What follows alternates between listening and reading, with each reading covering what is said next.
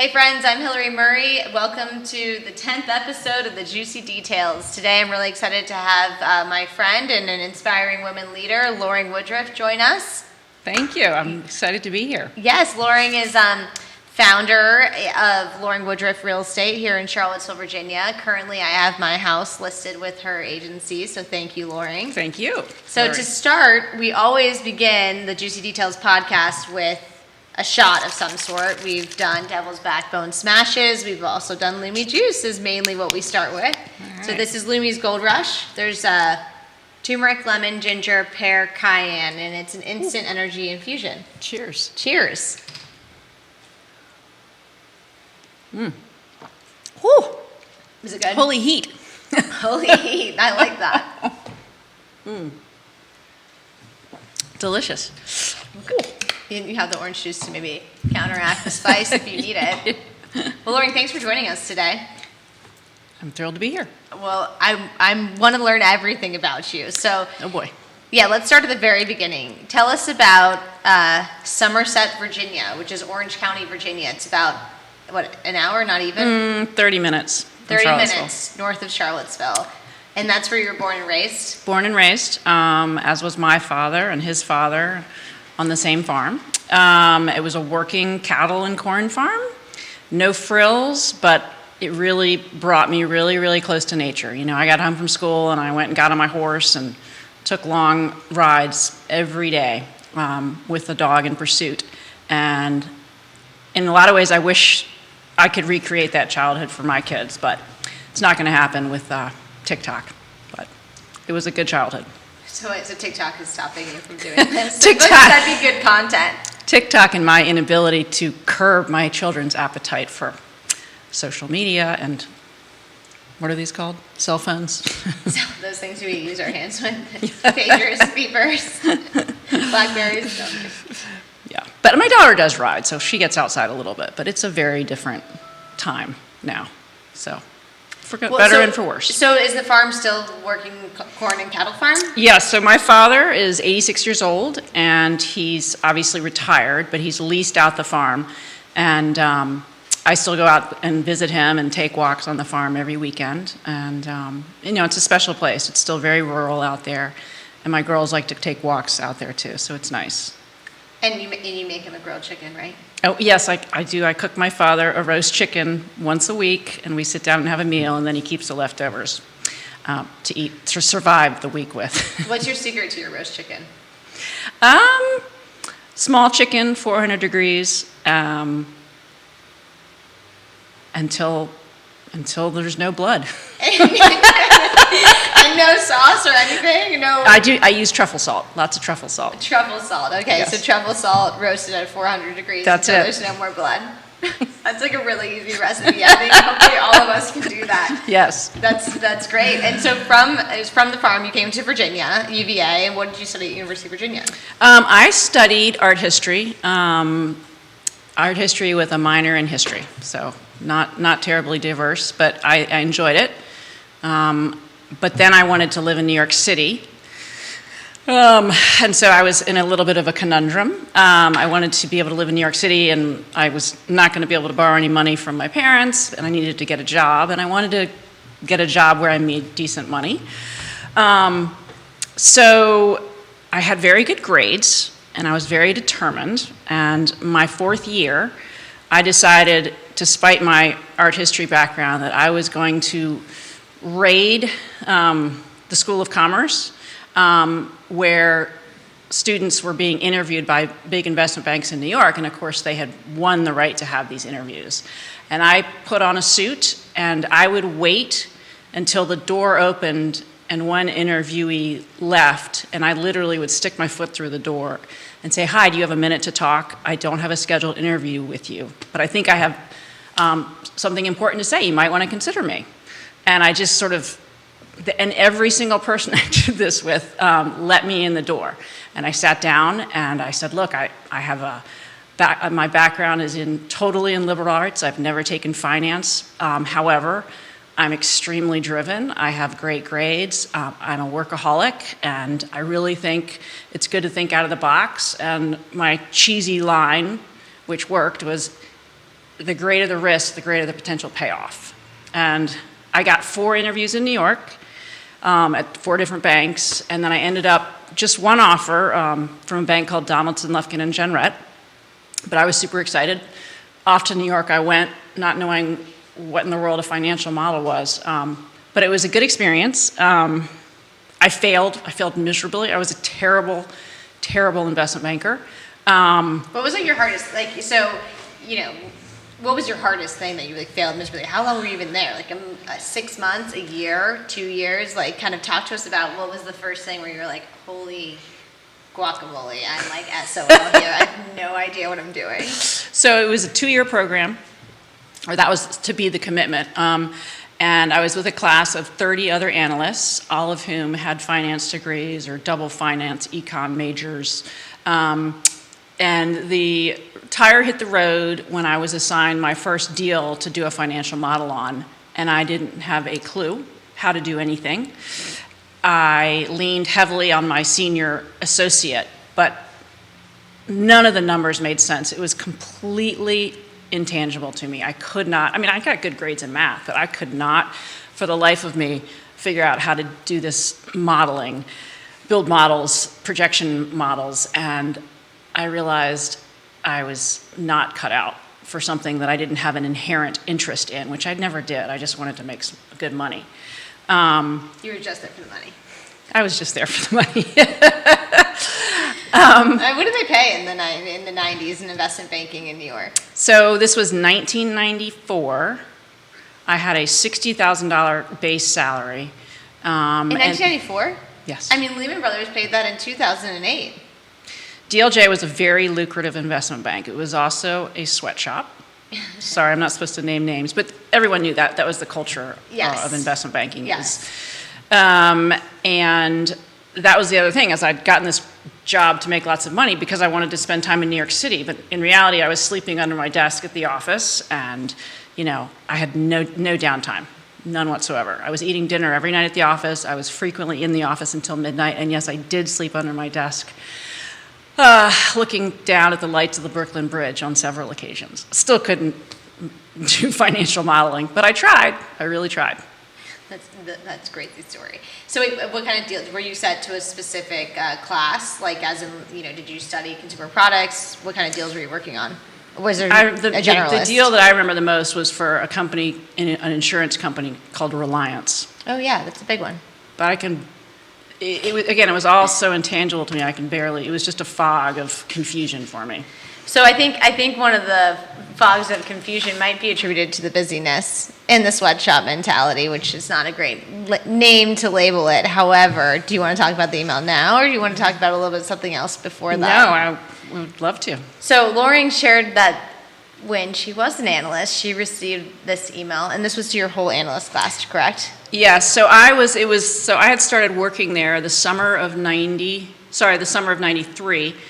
And by the spring of 94, I knew I had made a big, big error. But I still was trying to make it because of the nice salary. And then I think it was a Friday night, and an email popped up in my inbox, as well as all my fellow analysts. And it was from our administrative managing director, so who is in charge of getting analysts put on different deals.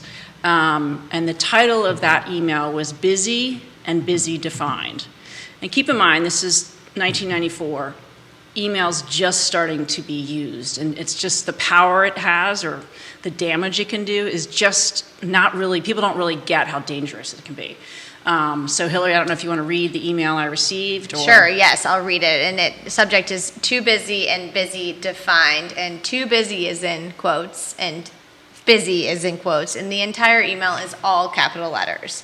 So maybe that was just unsure how to write an email, or intentional, but it's at 8:32 p.m. I'm uncertain what day of the week this is. It's a Friday, you said. I believe it was a Friday. So Friday at 8:32 p.m. And it says, "It has come to my attention, largely because of my inability to staff deals, that everyone claims to be, quote, too busy. However, everyone has his or her own definition of, quotes, too busy, which can cause inequities in assignments. The one true definition of too busy is being physically unable and having no more time to do more work, not to take on one more deal. Let's define busy. You are busy if you are working each weekday at least 16 hours and at least 16 hours on the weekend. These are working hours, not traveling, gabbing, or eating time. If these are not your hours at the office, you have the capacity to take on more work. Bed checks, beepers, sign-in sheets, etc. are not part of our culture. Fairness and equitable treatment are part of our fabric. And if someone is not pulling as hard on their or as hard as our hardest worker, then they are, pardon the expression, freeloading. Since none of you are held accountable for revenues, the issue comes down to fairness of the distribution of work. How did that make you feel? So that actually was a super duper clarifying email for me, because I realized, this is just not me. I'm not going to work these hours, but I'm also not going to beat myself up about it. So Monday morning, I knocked on the managing director's door, and I said, I keep wanting to use his name, but I'm not going to. I said to so-and-so, I got your email on Friday, and I thought about it over the weekend, and he almost cut me off. Wait, and you didn't work all weekend, I hope. I'm sure I did. But it was almost as if he cut me off. I said, I think this email helped me realize that I'm not cut out for investment banking. But what was so interesting is he immediately said, oh, I completely understand, Loring. You will keep your salary, you will be paid a bonus, you will keep your office and your assistant while you look for another job or profession. And I was totally taken aback. Whoa. So he's trying to cover his butt because he realized what he sent was yes, horrendous. Well, but I didn't go in with that attitude. I was just like, I'm not cut out for this. But he had obviously caught a lot of HELL all weekend, and he was running scared. So that was. But I still have that email framed in my office today. But no regrets. I'm glad I tried investment banking. It was important to fail because it made me realize I have to do something that I intrinsically have a passion for. Well, I wouldn't say you failed. You were totally determined to get a job there. You went there. You conquered the job. You just were not necessarily prepared adequately. I mean, you could have probably learned how to do a financial model, but if you had never done it, it doesn't seem like the infrastructure was in place to help you learn how to do it. It was not. So you never know. Maybe, you're kind of doing investment banking with finance, figuring out houses all the time. Well, I was going to say, I love real estate math. It's totally tangible to me. I love crunching numbers when I'm preparing an opinion of value, but that is so different and less esoteric, at least in my mind, versus financial modeling for investment banking deals.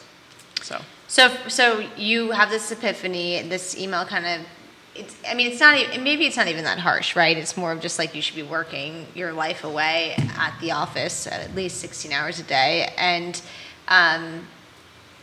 you then see this and you're kind of like, I'm going to not do this anymore. And then what did you decide next? So you didn't just go straight into real estate. I did not. I still wanted to be in New York. I had a huge love affair with New York. I tried to get a job in what do you love about New York? Tell us everything. Just the grit. Everybody's out there trying to make a go of it. Yeah. And you're constantly interacting with people from all worlds. And of course there's all kinds of glamour, but I love just walking down by the Holland Tunnel. I take walks in which it includes walking by the Holland Tunnel and through, Penn Station. I love seeing humanity in all of its forms, and there's no place like New York to give you that range of humanity. Do you see any cows when you're walking through? No cows. No cows. A little different than Somerset, Virginia. Yeah. But so I quit. I tried to get a job in what was considered the sexier side of finance, which was sales and trading. I was making the same mistake again. So then my headhunter suggested a job in advertising, and it was for the Neutrogena account. And I thought, well, I'll give that a shot. And it happened to be at the same ad agency that also represented all of Polo Ralph Lauren's business. And I eventually, within a year, ended up on the Polo Ralph Lauren account, and I loved my work. I loved getting to work. I didn't mind staying late. It was in fashion, very young people can reach pretty senior levels. So within 2 years, after 2 years, I was meeting with Ralph Lauren on a daily basis. Really quickly, before you go down that road, how long did you keep getting paid by DLJ Investment Bank, TBJ, what is it? DLJ. DLJ, yeah. How long were you being paid before someone realized that you were still being paid? I was paid for 6 months before this managing director reached out to me, because I wasn't coming into the office, even though my desk was still there.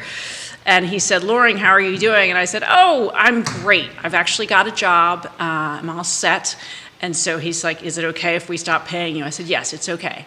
And meanwhile, he'd also given me a bonus at the end of the year. So it was quite a nice free ride I got. Well, and then, so what was the pay cut when you go from investment banking to advertising? Great point. So the base salary was $60K at DLJ, but there was a promise of double or 3 times that in bonuses. And my starting salary in advertising was $30,000.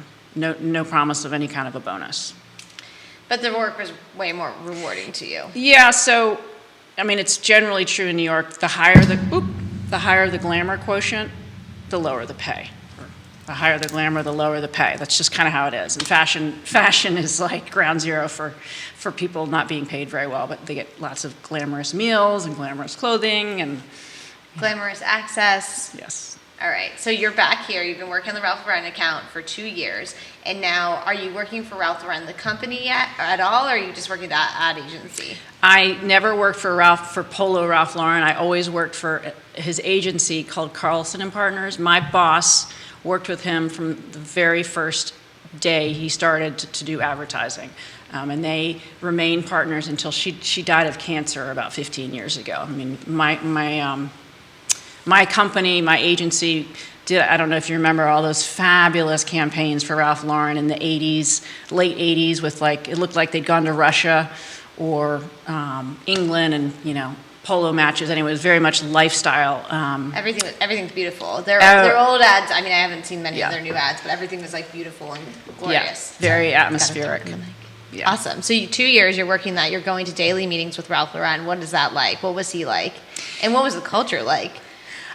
So many questions. Yeah. So we would meet with Ralph 2 or 3 nights a week to get advertising campaigns approved. And there were probably anywhere from 8 to 15 people in the room. It was a combination of people from the ad agency, art directors, creative directors, and then sort of Ralph's loyal team of undefined people who he trusted.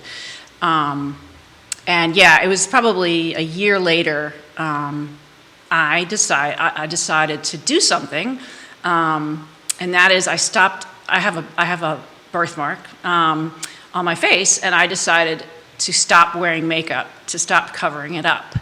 And the very first advertising meeting I had with Ralph, and believe me, he never paid me any attention, but I walked in the room and I sat down, and before the meeting started, he said, "What happened?" And I said, "What do you mean?" He said, "What's that on your face?" And I remembered that I wasn't wearing makeup. And I said, "Oh, that's a birthmark." And he said, and he got up out of his chair and he came over and he took my jaw in his hands and said, "No, that's a look." So here's my birthmark. But it was an amazing affirmation of just how visual Ralph Lauren is. There's 15 people in the room and I don't wear makeup on this, and he notices it immediately. Yeah. It was intense. I mean, that just goes to show his eye, but you're beautiful, so he probably noticed it right away. It was like, or maybe he thought someone hurt you and was ready to bring out the guards for you. I don't know, but it was intense for me. It was cool. It was a look, and there you were. And I don't need any more makeup on my birthmark. You got validation from Ralph Lauren that you were a look. Okay. That everyone should follow the look. Yes. People put stuff on, a lot of eyeshadow on their eyes and cover their eyes, but it's definitely a cool look. Yeah. And you own it well. Thank you. Okay, so how long did you work for Ralph Lauren? So I worked for Ralph Lauren for 7 years. Oh, wow. And it's Lauren, not I Loren. know. Sorry, I failed French, but that's not even his real name. It's Ralph. Lifshitz. Yes. Yeah. There we go. Oh, Lifshitz. I can't even say that one right either. I failed phonics. It was not my best subject.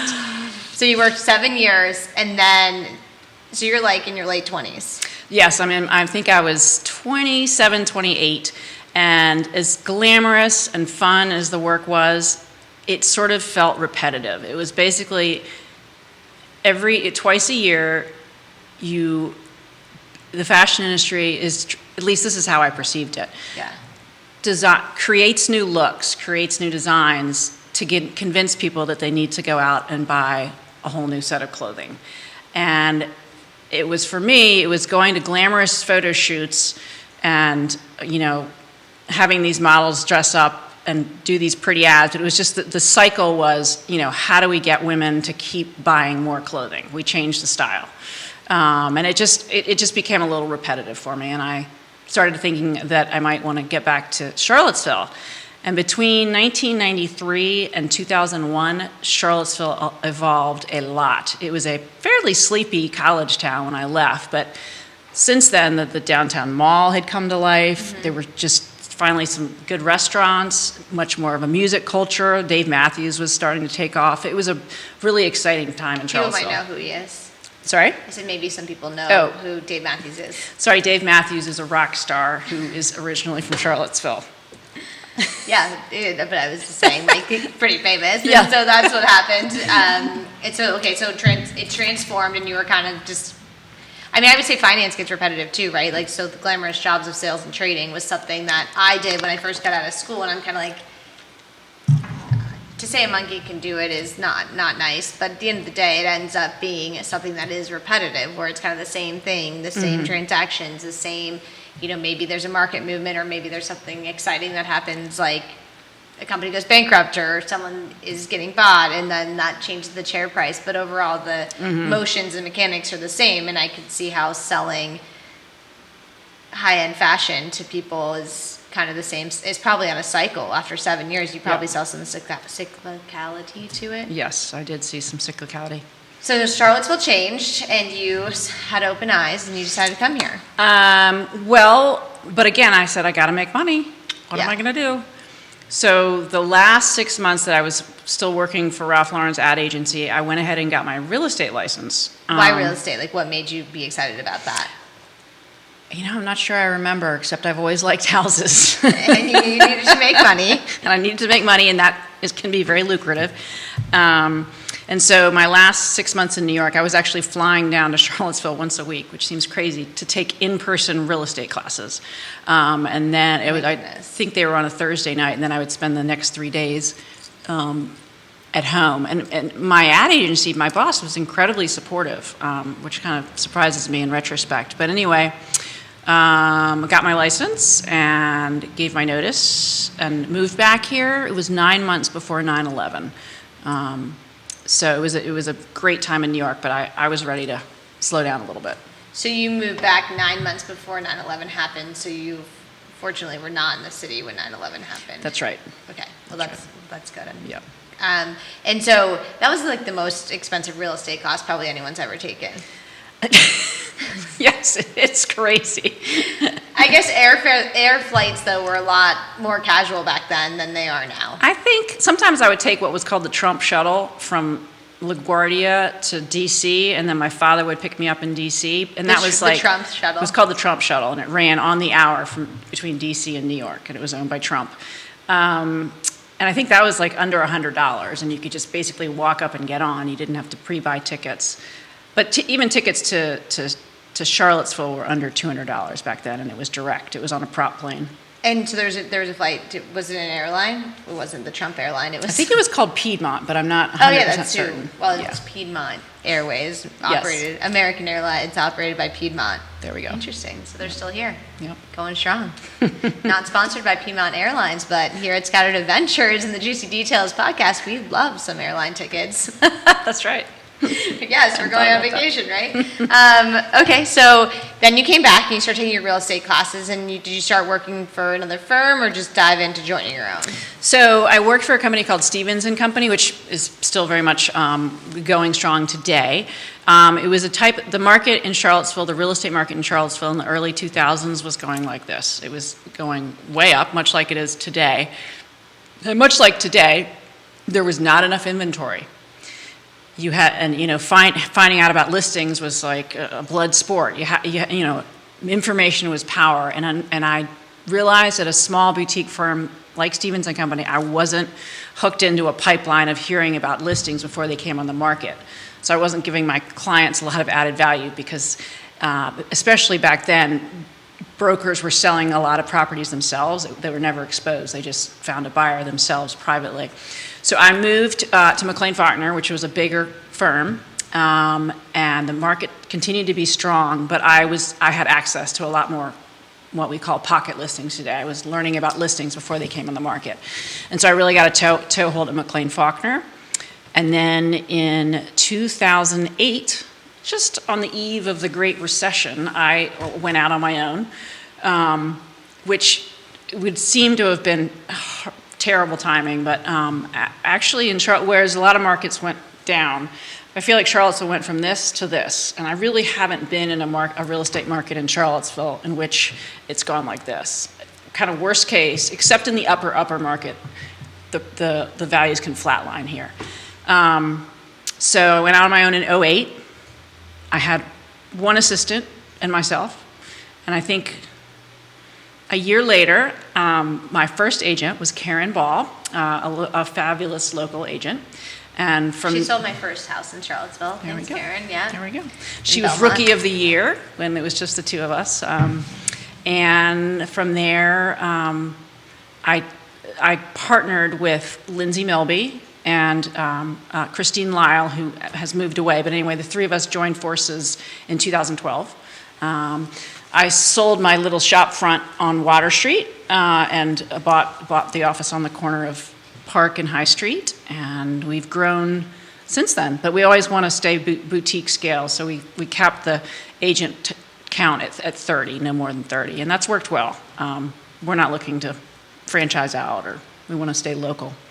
And so right now, Loring's real estate company, just for numbers, you guys sold between $400 to $500 million last year worth of homes of inventory, and we do that. That's what we do every year.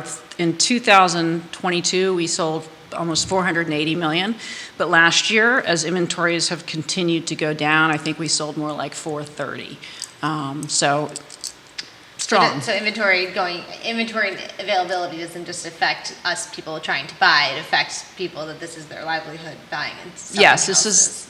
this is arguably a scary market, certainly a sobering market for real estate agents, because, I, for example, have 20 really good buyers, and for my 20 really good buyers, there's going to be, I might have four buyers for the same property. So if I've got 4 buyers for when one listing comes on the market that's a good listing, that means there's another 40 or 25 from other agents. So we're all fighting in a feeding frenzy, or it's a blood sport to try and get our buyers these properties today. It's tough. So how do you go and find listings or properties for people? How do I find them? Like, for instance, if someone, Loring's very active on Instagram, Loring Woodriff. You can find her and follow her and see what she does, and she's getting all these really great listings and fabulous homes and farms and just great things out there. So would you attribute that to your network? Would you attribute that to growing up in Orange County? Honestly, I got my toehold in the very beginning by just relentlessly following up with people. Maybe I would meet somebody at a cocktail party and say, you're thinking about buying a house? Do you mind if I just email you with potential properties? You don't even have to respond. But if something catches your eye, let me know and I'll get you in. And that built my business. I think my first year in real estate, I sold like 13 houses and I made $60K. But those people who worked with me had good experiences, so then they referred. So my referral network grew, and as I sort of aged into the business or aged up, the transaction size aged up. So it's a referral business, very much so. But certainly to market a property effectively, you're doing advertising and direct mail. But as far as, getting listings, it's really kind of based on your track record. So what's your hit on direct mail these days? Do you know? I don't know. Does it work? Or is direct mail now considered also like an email?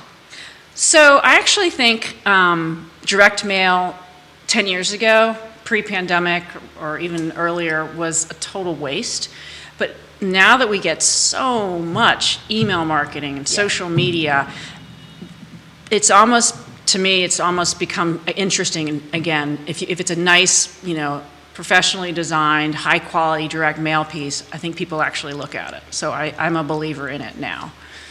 I mean, I would agree as like just someone who's a lay person that gets emails versus I like to look at like tangible objects I can hold. It makes a big difference and you can see things. I think the problem with some of the houses you're selling is that they're moving so quickly that by the time the direct mail comes, it's already been gone. That's true. Unless you're preparing it earlier. So what's kind of been the hardest lesson starting your own business that you've learned? Gosh, the hardest lessons. I feel like I've been very lucky. My timing and when I got into the business was fortunate, and also I've had the pleasure and privilege of working with really, really talented fellow agents. And I feel like my team at Woodriff we are extremely collaborative, and I think collaboration in this business is really, really empowering, and it only helps your clients. So I'm trying to think of struggles. I mean, I'm sure I've had struggles, but it's been pretty fun. Well, that's good. I mean, that's supposed to be. I mean, maybe your only struggle was just not wanting to work 16-hour days. Not wanting to work 16-hour days at something I didn't even understand I was doing. Exactly. Yes. I mean, because you can be a farmer and working 16-hour days easily, and you can be loving your job in real estate, and I'm sure you've put in 16, 20-hour days doing that. Yep. And I certainly would, in the advertising days, if my day started at 9, it frequently ended at 9 p.m. because our meetings with Ralph would go very late. But I loved every minute of it. So there you go. So that was a 12-hour day easily. Yeah. And then you probably go out after that. Oh, yeah. Because that's what you do in New York. That's what you do in your 20s. Yes, exactly. I guess in Charlottesville, too, you can do that.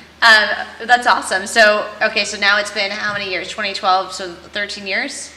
13 years. Well, so I went out on my own in 2008. Okay. So it's been more than 15 years since I started my own company. That's amazing. Yeah. And now you're the second largest in this part of Virginia. We are, and we handle the vast majority of the million-plus properties. So we're the number one in that realm, but we don't handle a ton of new construction. We handle custom new construction and more specialized, but we don't handle huge, dare I say, cookie cutter new construction, just, dozens and dozens and dozens of townhomes, and we tend to do a little higher end custom product. So if you want anything in this central Virginia market that is unique, bespoke, historic, well done, distinctive, charismatic, high fashion, you go to Loring. But that can be an amazing 2-bedroom cottage on Cameron Lane, or a totally custom condominium at White Gables. I mean, it really ranges, but yeah, we definitely, if you had to pin us down, new construction versus existing, we err on the existing properties. And so talk to us about your daughters. Like with your as a woman who went through all of these things of investment banking, and you definitely were assertive and you went and got it and you got this dream job, and then you realized quickly it was definitely not your dream job. And then you did get your dream job, and now you've created your dream job. What's your advice to your girls? My advice to my girls is listen to your passion, not to your pocketbook. The money will come. It's really, if I had tried to continue in finance, I would have just been so miserable. But, when I started at the advertising job, my salary was $30K. And when I left 7 years later, it was closer to $150, which was plenty of money for being in your 20s and you're not in finance. So for me, that was great money, and I love my job. So that would be my advice. Work hard. Don't take anything for granted, but pursue your passion. There you go. Pursue what you're naturally passionate about. Well, that's great advice. I think that pertains to everybody that's listening to, not just your girls, but I think that I know they're special to you, so I figured that was a good way to frame it, and that was great advice. And let's talk, we're going to pivot quickly just because this episode is sponsored by Scouted Adventures. Yes. Your travel, if you guys need to go anywhere, we can help you out. Yes. But let's talk about trips that you've been on that you loved and what's on your bucket list. Let's see, what trips I've loved, I hate to say the obvious, but I love Italy. I love the Amalfi Coast was amazing. Rome is my favorite city in the world. Sorry, New York. I love New York, but Rome is otherworldly. I went to Thailand, and I was actually, oddly, I was only in Bangkok, but again, for the same reasons I love that gritty, all humanity thing about New York. I loved walking around Bangkok. So that was really a big memory. And I guess one other trip that I really enjoyed was a friend got married in Argentina, in the Patagonia of Argentina, and it was quite the 5-day wedding celebration. And I was hiking during the day and eating dinner at 10 p.m. and having lots of fun at night, and then eating these amazing steak meals. I'll never forget the first night I was in the Patagonia. We went to sort of a working class steakhouse, but it had the best meat in town. And the chef comes over, first of all, to each person and individually talks to them about how they want their meat cooked and what cut. And you look on the menu, and a half portion steak is 20 ounces. A full portion is 40 ounces. Oh my goodness. Yeah. So that is a serious meat-loving culture.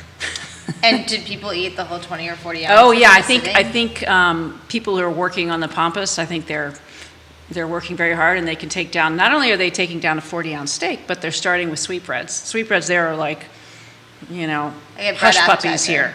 Yeah, so they have sweetbreads to start, and then they have a 40-ounce steak with a load of French fries, and they of course each polish off a bottle of Malbec.